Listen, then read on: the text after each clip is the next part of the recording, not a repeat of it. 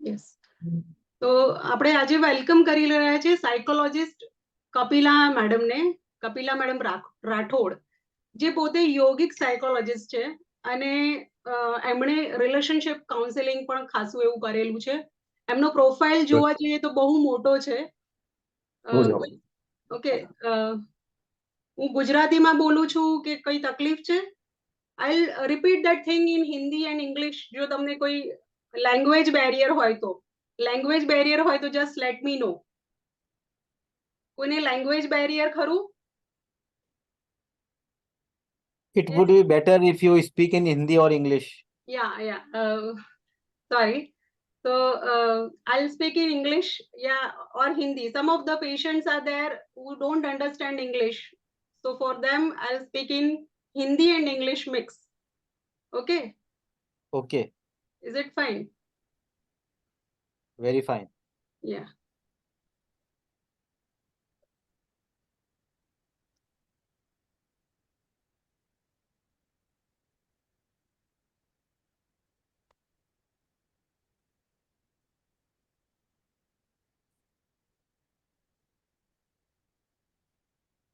So we are welcoming Kapila Madam. She is a yogic psychologist and relationship counseling also she is doing. She is running a clinic that is Mind, Health and Body, and she is serving over there for 7 years.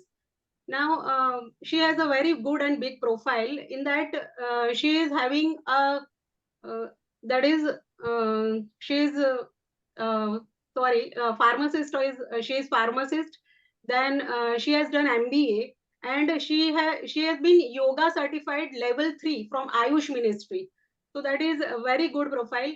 So we had decided to bring her to this forum because she is connected with yoga also. One of the thing is, I am talking certain इन हिंदी के कुछ चीजें ऐसी है कि जो हमको stress में relieve करनी होती है, तो they are very well connected with that of the yoga also. એટલે we are welcoming her. Welcome Kapila madam. Thank you, Dr. Dhwanika, and all your platforms member. Thank you very much, friends. Yes. Thank you once again for this beautiful introduction. Please किसी से आवाज आ रही है तो अगर हो सके तो म्यूट कर ले. देखो, चाचा का भी चालू है, मेरा भी चालू है. तारकेश्वर सर जी, सबको म्यूट करना पड़ेगा.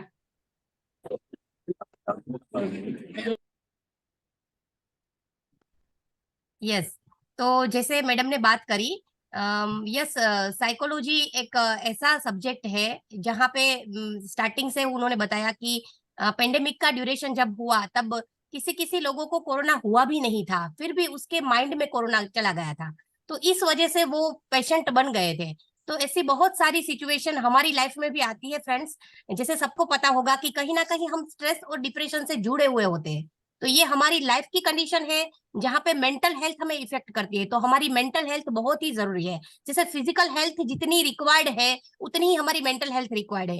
क्योंकि हमें और आपको पता होगा फ्रेंड्स कि अगर हमारे फिजिकल बॉडी में अगर छोटा सा फीवर भी आ जाता है ना, जब 99 से ऊपर चला जाता है ना, 100 तक दिख जाता है कि 101 तक दिख जाता है, तो फटाफट भागते हैं हम डॉक्टर के पास. तो ये बॉडी का फीवर है. तो बॉडी के फीवर के लिए हर एक लोग बहुत ही ज्यादा क्यूरियस रहते हैं कि ये सोल्व होना चाहिए, ये क्योर होना चाहिए. पर हमारी माइंड में जो फीवर है ना, वो हमारी मेंटल हेल्थ है, मूड स्विंग्स होता है. तो इस तरीके के जो फीवर है, माइंड के फीवर, माइंड के जो रोग होते हैं, माइंड के जो डिसऑर्डर होते हैं, छोटे से लेकर बड़े तक, तो वहां पे लोग ओपन नहीं होते. तो ये platform I am really appreciate for doctor Dhwanika and her husband कि उन्होंने ये इतना सुंदर प्लेटफॉर्म ऑर्गेनाइज किया है आप सभी लोगों के लिए, हेल्थ के इच्छुक लोगों के लिए, कि जहाँ पे आप हेल्थ के बारे में बहुत सारी जानकारी ले सकते हैं. Yes, thank you so much ma'am. We are also welcoming Dr. Jatin sir. He is teaching psychology in college, and he is aware of much of the psychological aspect also. So welcome Dr. Jatin sir.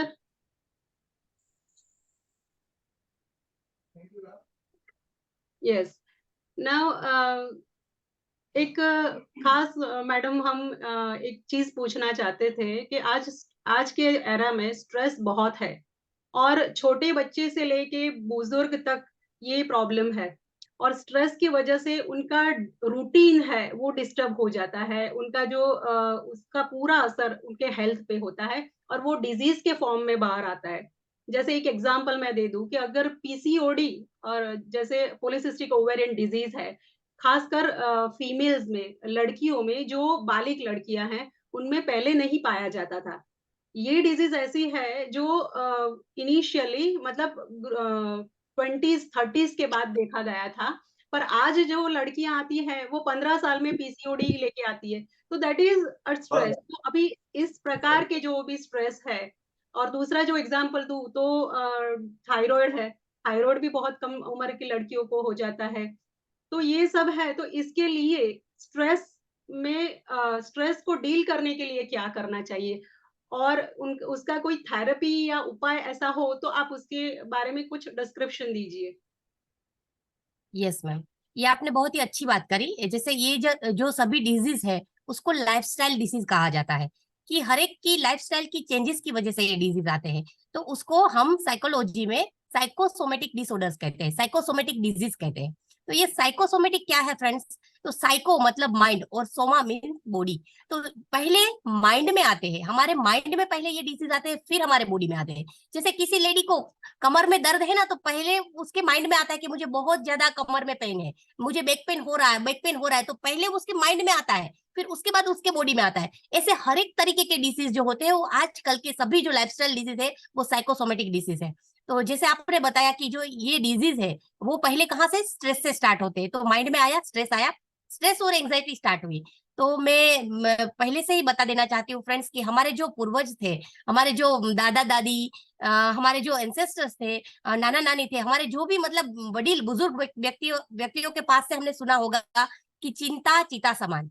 सुना है, हर लोगों ने, सभी लोगों ने सुना है, चिंता चिता समान। तो चिंता क्यों नहीं करनी चाहिए उसका कारण आज हमें समझ में आता है कि ये जो चिंता है, जो एंजाइटी का रूप ले लेती है, वो धीरे धीरे स्ट्रेस का रूप लेती है, आगे जाके बहुत सारे ऐसे मेंटल डिसऑर्डर्स में परिवर्तित हो जाती है। तो इस चिंता का जो रूट कोज है उसको हमें जानना जरूरी है। जैसे मैम आपने बताया कि स्ट्रेस को कैसे डील किया जाए, तो सबसे पहला जो ये डील करने का मेन रूट है तो ये है कि उसकी हिस्ट्री लेकर, कोई भी पेशेंट हमारे पास आता है तो सबसे पहले हम उसकी हिस्ट्री लेते हैं। तो हिस्ट्री से हमें पता चलता है कि उसका रूट कोज क्या है।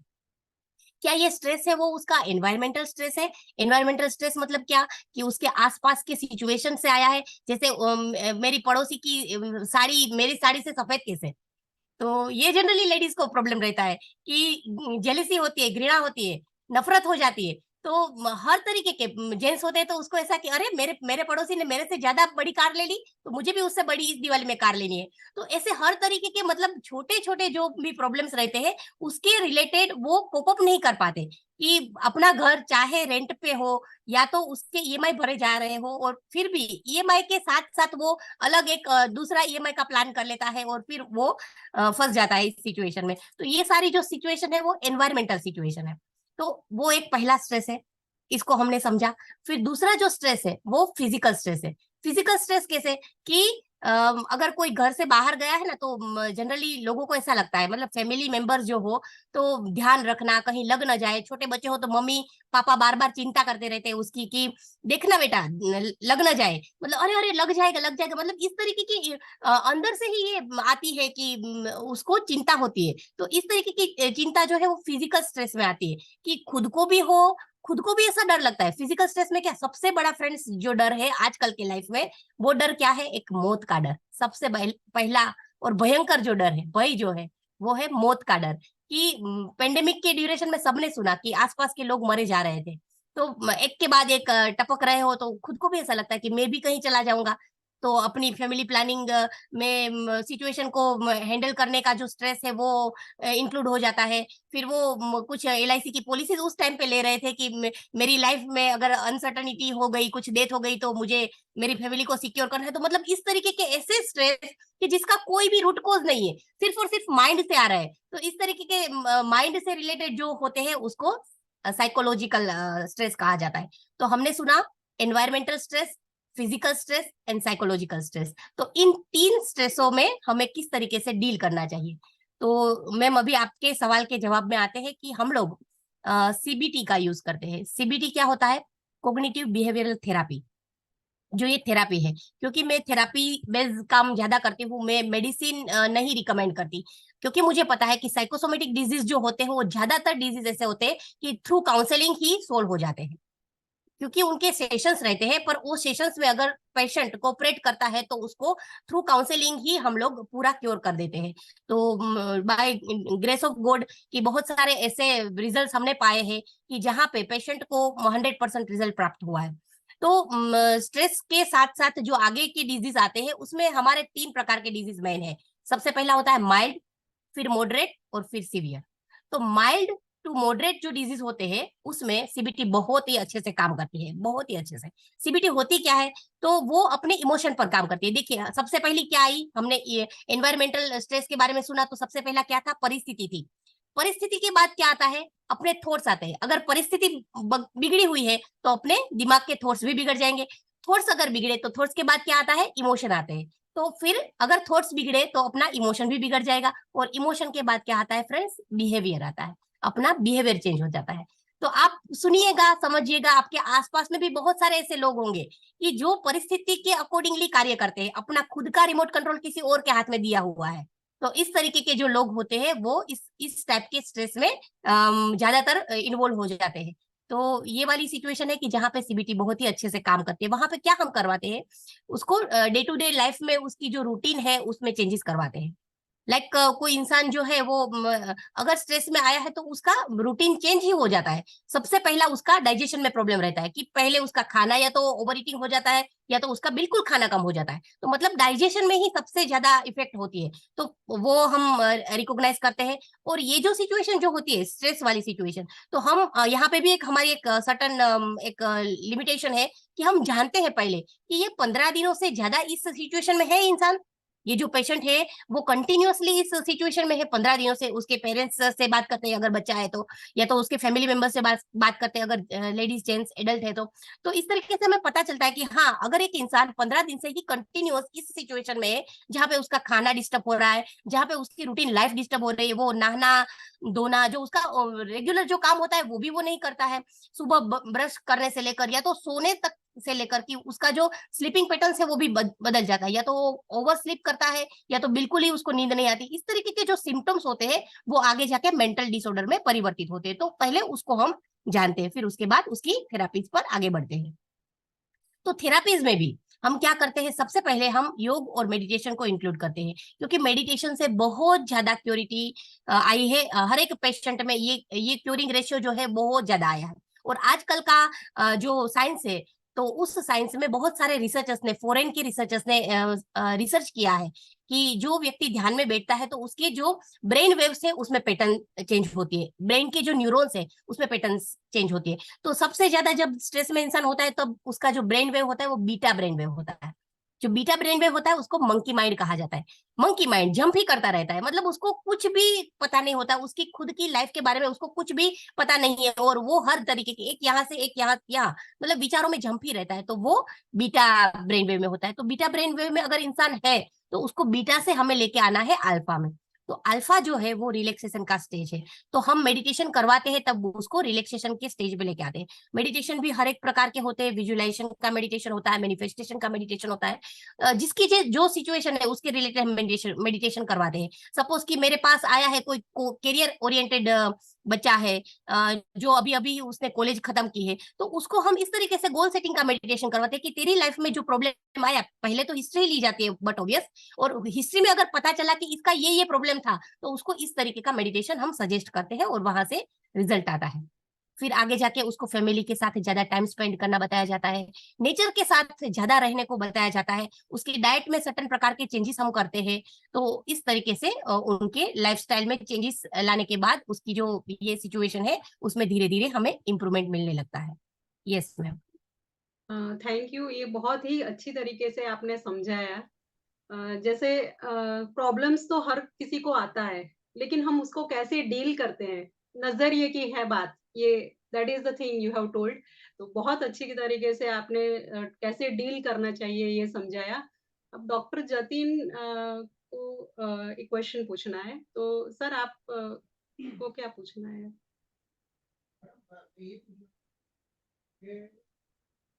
जो है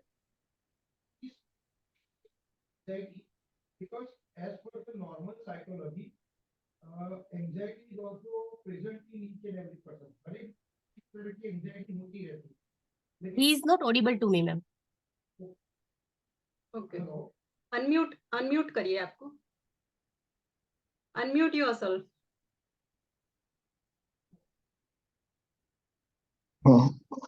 Now, hello. Yes, now you are Yes. audible. And Okay. your video, open your video also.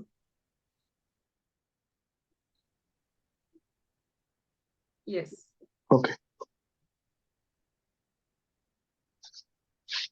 आवाज आ रही है? Hello. Yes, yes, you are Yes, audible. yes. Okay, okay. Madam, as per the normal psychology, we all are having anxiety. Yes. Normal psychology जो हम बोलते हैं उसमें हर एक व्यक्ति की अपनी एक एंजाइटी का एक लेवल होता है। उस लेवल तक की एंजाइटी को हम उसको नॉर्मल बोलते हैं। जब वो चीज क्रॉस होती है तो it enters into the air of abnormality.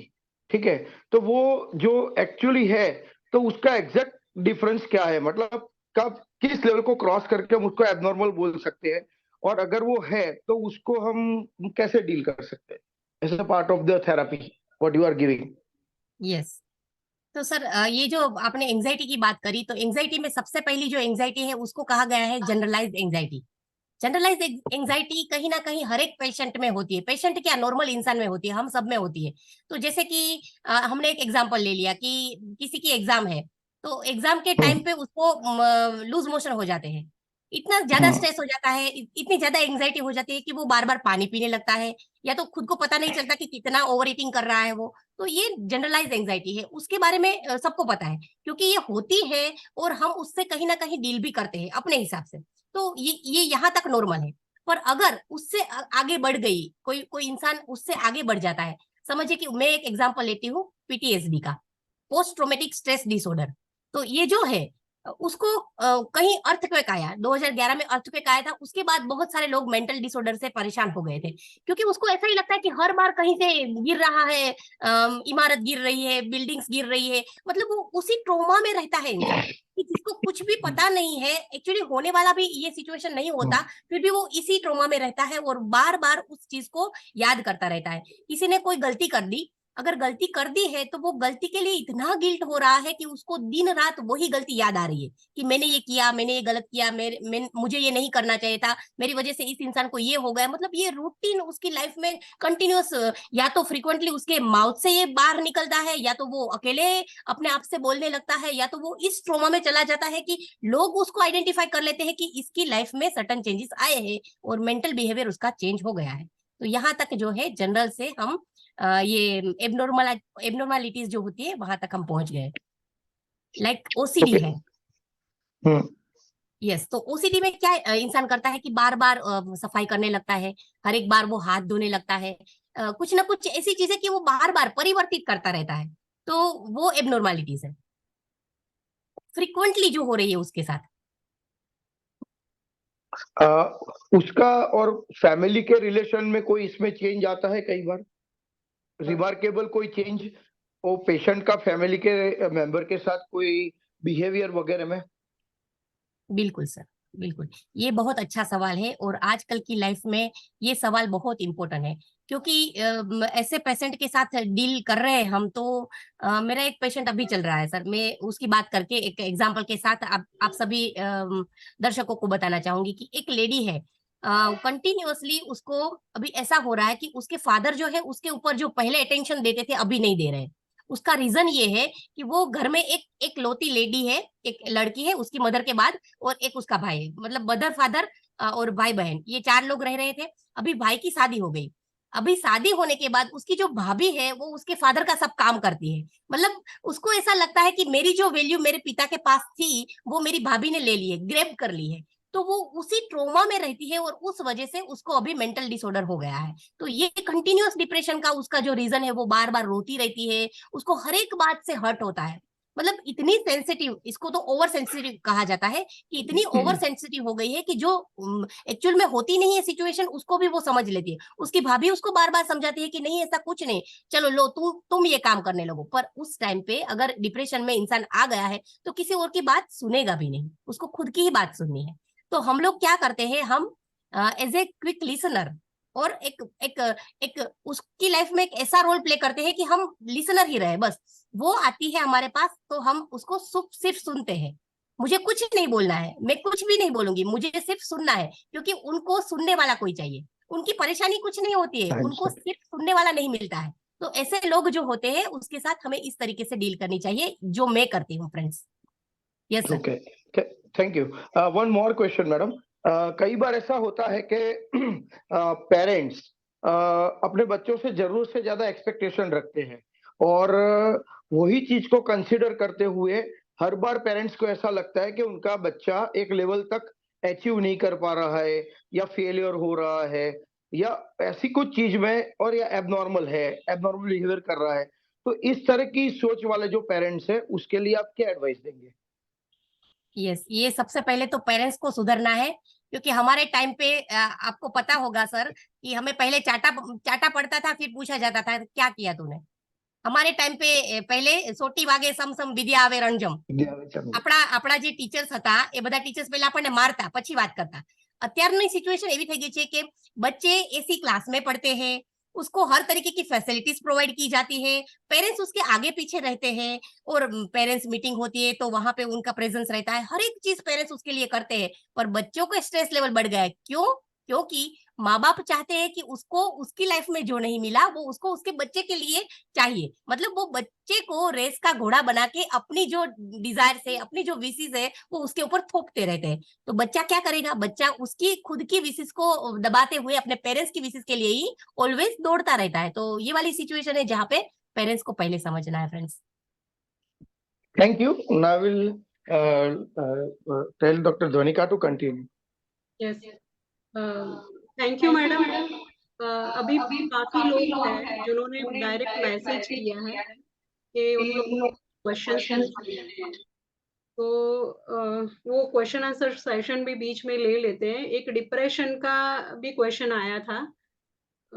शीतल जी, शीतल जी, जी जी जी हाँ, अनम्यूट करो आपको और जो भी पूछना है आप पूछ लो। जी क्या आप बोलती है? मैं गुजराती हूँ, गुजराती बोलूं? કોઈ કઈ જ વાંધો નહીં, ગુજરાતીમાં બોલો, કઈ વાંધો નહીં। જી જી અત્યારે જે વાત કરી ને કે અમે પેશન્ટને સાંભળીએ છીએ, એટલે મારે મારે હાલમાં ડિવોર્સ થયા છે, અને હું જે મારો પાસ્ટ છે ને એ હું ભૂલી નથી શકતી, જે મને મેન્ટલી એબ્યુઝ કરી છે। તો મારે શું કરવું? અત્યારે હું સાવ એકલી છું, તો મને રડવું બહુ આવે છે। હું ઘરની બહાર નથી નીકળતી, લોકો સાથે મળવામાં મને સંકોચ થાય છે, બીક લાગે છે। તો મારે શું કરવું? યસ, તો આ જે સવાલ છે શીતલ મેમ, એકચ્યુઅલી જે પરિસ્થિતિનો તમે સામનો કર્યો છે એના લીધે તમને તમારી અંદર જે ભય છે એ વાત તમે કરી રહ્યા છો। પણ એનો બહુ જ સરસ અને સચોટ ઈલાજ એ છે કે થોડાક તમે બહાર નીકળો, તમારા કોઈ હા ફ્રેન્ડ્સ હોય એની સાથે તમે વાતચીત કરો। તમને એવું લાગે કે આ કોન્ફિડેન્શિયલ વ્યક્તિ છે કે જેની ઉપર તમે ટ્રસ્ટ કરી શકો છો, એવા ફ્રેન્ડ સાથે તમે તમારી વાતો, તમારી ફિલિંગ શેર કરી શકો, નેચર હા સાથે એટલે કનેક્ટ થાઓ।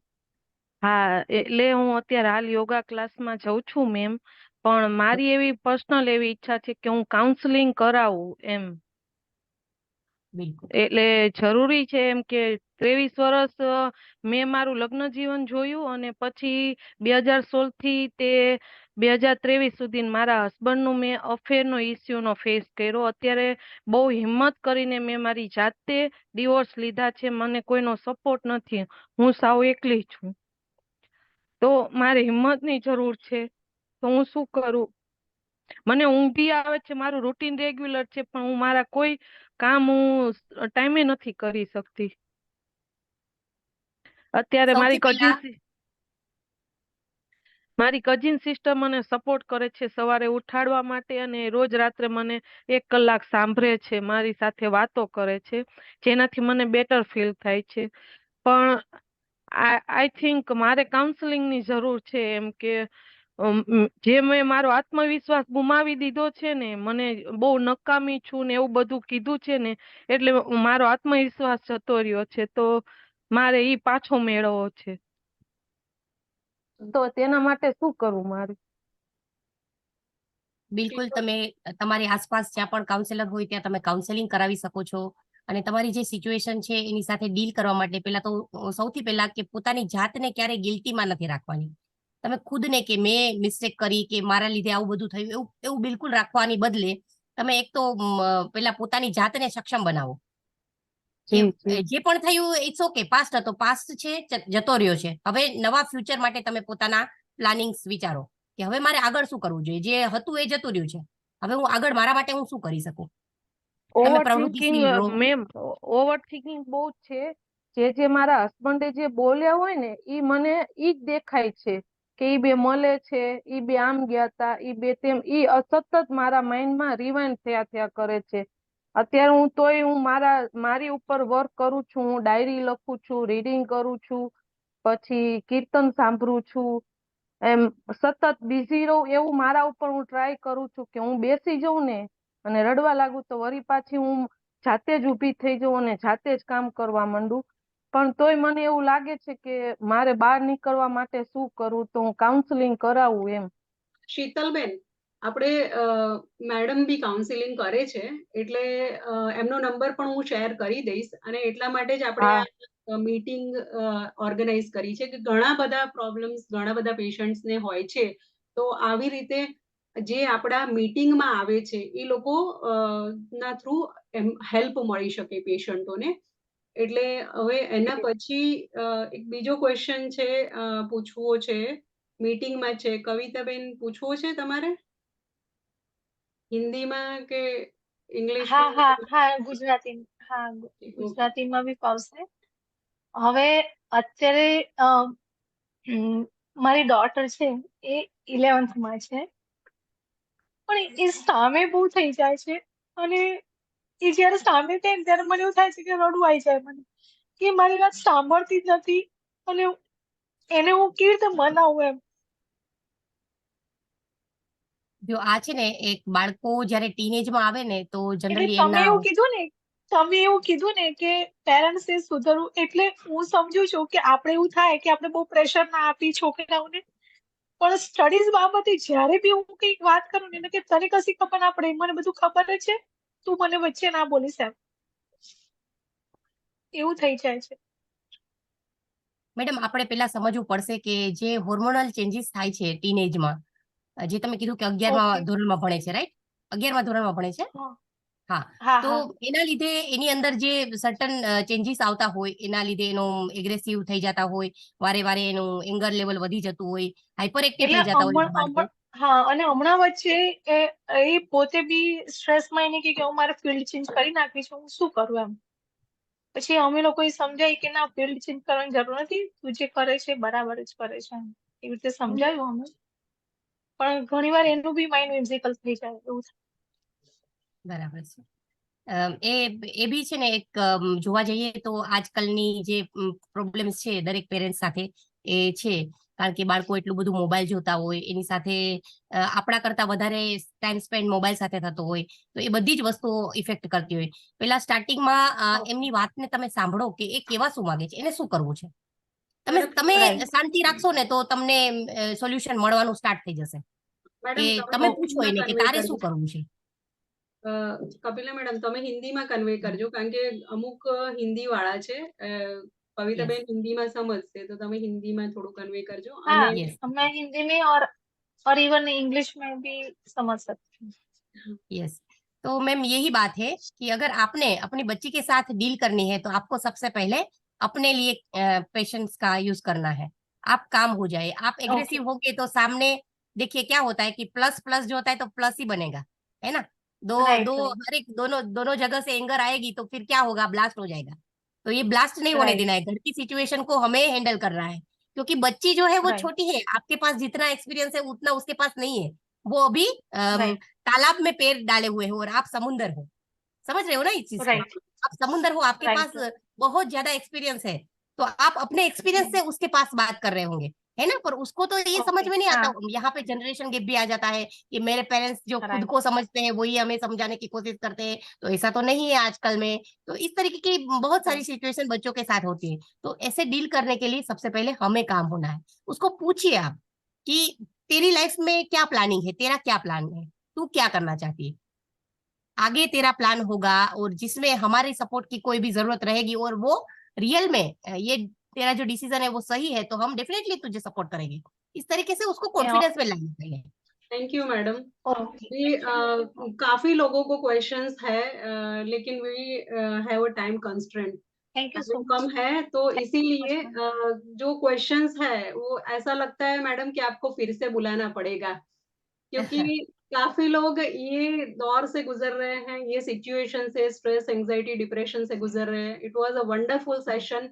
हमें बहुत सारी क्वेरीज भी आई है पर्सनली। मैं आपका नंबर दे देती हूँ जिन लोगों को काउंसलिंग करवाना है उन लोगों को, और हम श्योर नेक्स्ट टाइम फिर से आपको यहाँ देखना चाहेंगे हमारे यहाँ। अभी thank you, you have given your valuable time to us, और आप सभी को थैंक यू जिन लोगों ने हेल्थ के बारे में सोच के यहाँ ज्वाइन किया है। प्लीज ये सब मतलब जो भी ये हो रही है एक्टिविटी वो स्प्रेड करना, ताकि काफी लोग को अवेयरनेस आ सके, वही हमारा मोटो है। Thank you. So we are concluding our meeting here. Thank you, आपको भी जो इतना सुंदर आयोजन किया आपने। Thank you sir. Thank you all participants कि आपने बहुत ही Thank you. धैर्य से ये सब कुछ सुना भी, क्योंकि लाइफ में जो है वो अनसर्टेनिटी है, उसको हमें समझना है। पहले ही स्वीकार भाव से इस चीज को समझने के बाद ही हमारी मेंटल हेल्थ पर हमें काम करना है। तो this is the last message कि मेंटल हेल्थ बहुत ही इंपॉर्टेंट है, उसके ऊपर काम किया जाए। Thank you so much.